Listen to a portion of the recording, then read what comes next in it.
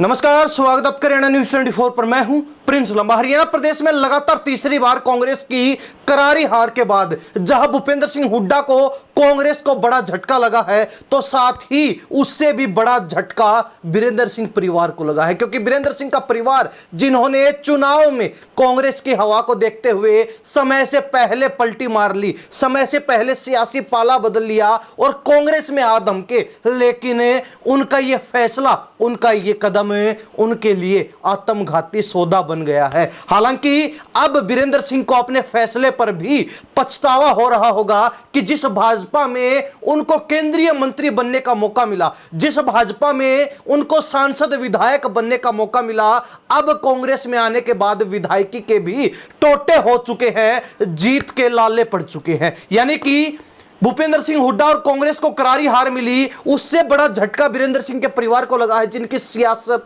सीधे राजनीतिक गलियारों से सामान्य सड़क पर आ गिरी है, औंधे मुंह गिर चुकी है। और 50 साल के बाद, 50 साल के राजनीतिक इतिहास में वीरेंद्र सिंह के परिवार में ऐसा पहली बार हुआ है कि वो लगातार दूसरा चुनाव हारे हों। यानी कि 2 चुनाव लगातार हारने के बाद अब वीरेंद्र सिंह का परिवार सीधे सीधे सत्ता से बेदखल हो चुका है। उनकी जो राजनीतिक पृष्ठभूमि थी वो कमजोर हो चुकी है और वीरेंद्र सिंह का एक आत्मघाती फैसला, जिसने उनकी राजनीतिक विरासत की चूल्हे हिलाने का काम कर दिया है, जड़ें खोदने का काम कर दिया है। इसी मामले पर आज विस्तार से चर्चा करेंगे और बारी बारी हर बात आपको बताएंगे कि आखिर किस तरीके से जो है वीरेंद्र सिंह डुमरखा के लिए उनका एक फैसला उनकी पूरी राजनीतिक विरासत के ऊपर भारी पड़ गया है। सबसे पहले शुरुआत करेंगे लोकसभा चुनाव से, जिससे ठीक पहले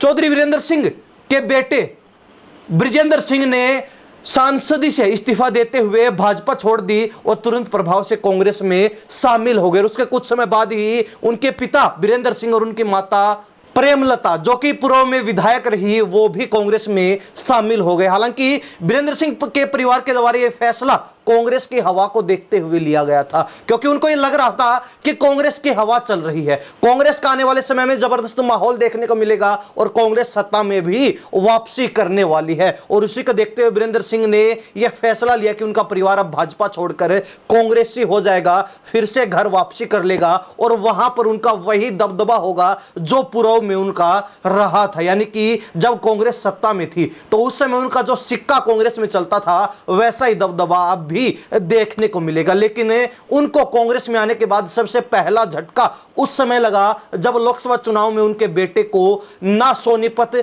ना हिसार लोकसभा से टिकट मिली और कांग्रेस ने नजरअंदाज कर दिया, घर बैठाने का काम कर दिया। उसके बावजूद भी वीरेंद्र सिंह को उम्मीद रही कि लोकसभा चुनाव ना सही पर विधानसभा चुनाव में कांग्रेस उनमें से, उनके परिवार में से किसी ना किसी को टिकट जरूर देगी और अंततः विधानसभा चुनाव के अंदर उचाना कला सीट से अपने बेटे बृजेंद्र सिंह को विधानसभा चुनाव में टिकट दिलवाने में सफल रहे। लेकिन भाग्य का खेल ये देखिए कि मात्र 32 वोटों से बृजेंद्र सिंह विधानसभा चुनाव भी हार गए। ऐसे में दूसरा बड़ा झटका चौधरी वीरेंद्र सिंह के लिए और उनके परिवार के लिए उनके घर में, उनकी पैतृक सीट पर रहा, जहां पिछले कई दशकों से उनका राज चला आ रहा है, उनकी विरासत आगे बढ़ती रही है। हालांकि आपको बता दें कि वीरेंद्र सिंह की कांग्रेस में वापसी इस उम्मीद के साथ, इस सोच के साथ हुई थी कि लोकसभा चुनाव में अपने बेटे को चुनावी मैदान में उतार देंगे और उसके बाद विधानसभा चुनाव की बारी आएगी तो खुद या फिर अपनी पत्नी को टिकट मिलने के बाद चुनावी मैदान में उचाना सीट से उतर जाएंगे। लेकिन उनकी एक भी ख्वाहिश पूरी नहीं हो पाई, अपने बेटे को ना सांसद बनवा पाए, सांसद बनाना तो दूर टिकट नहीं दिलवा पाए और वो उनके लिए पहला बड़ा झटका था कांग्रेस में आने के बाद। लेकिन विधानसभा चुनाव में खुद चुनाव ना लड़कर अपने बेटे को आगे किया, बृजेंद्र सिंह को टिकट जरूर दिलवाई, लेकिन विधायक नहीं बना पाए, जीत दर्ज नहीं कर पाए, विधानसभा की दहलीज पर, चौखट पर नहीं पहुंच पाए। और इसके साथ ही ये दूसरा चुनाव है जहां वीरेंद्र सिंह का परिवार गच्चा खा गया, उनकी राजनीति औंधे मुंह गिर पड़ी। 50 साल के वीरेंद्र सिंह के राजनीतिक इतिहास में ऐसा पहली बार हुआ है कि वो एक चुनाव के बाद फिर दूसरा चुनाव हार गए हों या फिर दूसरे चुनाव में जीतकर विधानसभा लोकसभा ना पहुंचे हों। लेकिन इस बार उनका वो 50 साल का इतिहास भी टूट गया और एक नया इतिहास वीरेंद्र सिंह की राजनीतिक विरासत में लिखा गया। अब बड़ी बात यह है कि जो चौधरी वीरेंद्र सिंह एक चुनाव हारने के बाद दूसरे चुनाव में रिकवरी कर लेते थे, यानी कि दूसरा चुनाव जीतकर पिछले चुनाव की पिछली हार की कसर पूरी कर लेते थे, अब की बार उनको वो भी नसीब नहीं हो पाया और दूसरे चुनाव के जख्म लेकर अब वो बिल्कुल ठंडे बस्ते में है। उनकी राजनीति फिलहाल ठंडी पड़ी है। उनकी राजनीति जिस उम्मीद के साथ वो कांग्रेस में आए थे कि उबाले मारेगी, लेकिन यहां पर आने के बाद उनकी राजनीति के ऊपर एक चुनाव के अंदर कांग्रेस ने और एक चुनाव के अंदर जनता ने ठंडा पानी डाल दिया है। हालांकि अब बड़ा सवाल यह उठता है कि भाजपा ने चौधरी वीरेंद्र सिंह और उनके परिवार को क्या कुछ नहीं दिया, आखिर क्या कारण रहा कि उनको भाजपा छोड़नी पड़ गई, इस फैसले को लेने के पीछे की बड़ी वजह क्या है। इस पर अगर बात की जाए तो सबसे पहले आपको बता दें कि बीजेपी के अंदर आने के बाद चौधरी वीरेंद्र सिंह को लोकसभा चुनाव जीतने के बाद मोदी सरकार के अंदर केंद्रीय मंत्री बनाया गया था। हालांकि अगले चुनाव में उन्होंने खुद चुनाव नहीं लड़ा, अपने बेटे को टिकट दिलवाई और भाजपा ने उनके बेटे को सांसद बनाने का काम किया। और उसके बाद जब विधानसभा चुनाव आए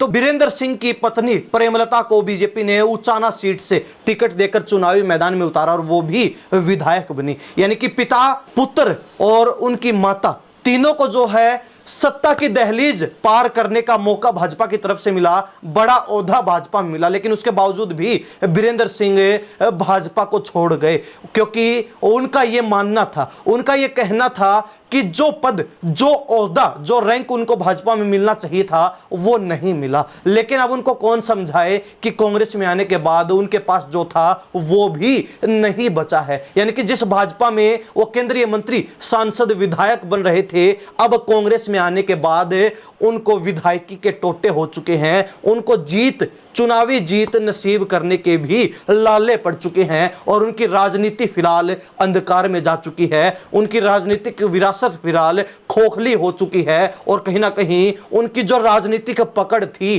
वो ढीली हो चुकी है, क्योंकि कांग्रेस में आने के बाद उनको जो उम्मीद थी कि वो चुनाव जीतेंगे, कांग्रेस की सरकार बनेगी और कुछ बड़ा ओहदा उनको मिल जाएगा, उनके बेटे को मिल जाएगा, लेकिन उनका यह फैसला आत्मघाती सौदा बन गया। उनका यह फैसला बड़े घाटे में तब्दील हो गया। परंतु अब सवाल यह उठता कि अगर वीरेंद्र सिंह और उनका परिवार भाजपा में रहता तो क्या कुछ हो सकता था। तो एक कयास लगाया जा रहा है, एक संभावना लगाई जा रही है कि अगर चौधरी वीरेंद्र सिंह, उनके बेटे ब्रजेंद्र सिंह और उनकी पत्नी प्रेमलता बीजेपी में रहते तो ब्रजेंद्र सिंह को हिसार लोकसभा से भले ही लोकसभा चुनाव में टिकट ना मिलती, क्योंकि उनका नाम टिकट कटने वाली लिस्ट में सबसे पहले नंबर पर, टॉप पर बना हुआ था। वो उस कसौटी पर खरा नहीं उतर पाए थे जो एक सांसद रहते हुए उनको करनी चाहिए थी। लेकिन उसके बावजूद उनको लोकसभा चुनाव में ना सही पर विधानसभा चुनाव में भाजपा से टिकट जरूर मिलती और उचाना कला से वो चुनाव भी इन परिस्थितियों में जीत सकते थे।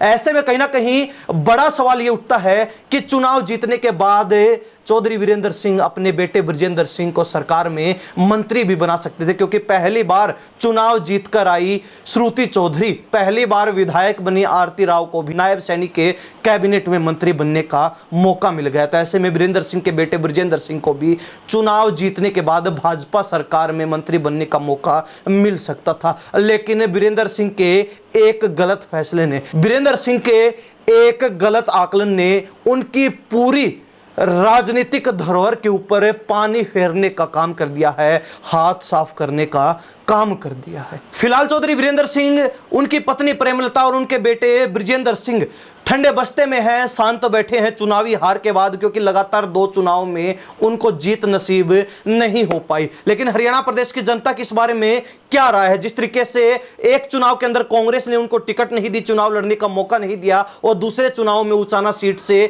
उनके घर में ही उनके लोगों ने उनकी लंका ढहा दी। तो ऐसे में क्या अब जो है वीरेंद्र सिंह और प्रेमलता फैसला करने वाले हैं? क्या फिर एक बार पाला बदलने का मन बनाएंगे या फिर जहां उन्होंने घर वापसी की थी उसी घर में, उसी जो है चुनावी हार के साथ डटे रहेंगे, टिके रहेंगे? क्या जो हरियाणा प्रदेश की जनता की राय है, अपनी राय कमेंट के माध्यम से जरूर लिख दीजिए। इन्हीं सब बातों के साथ हम प्रिंस लंबा, हरियाणा न्यूज़ 24। नमस्कार, जय हिंद।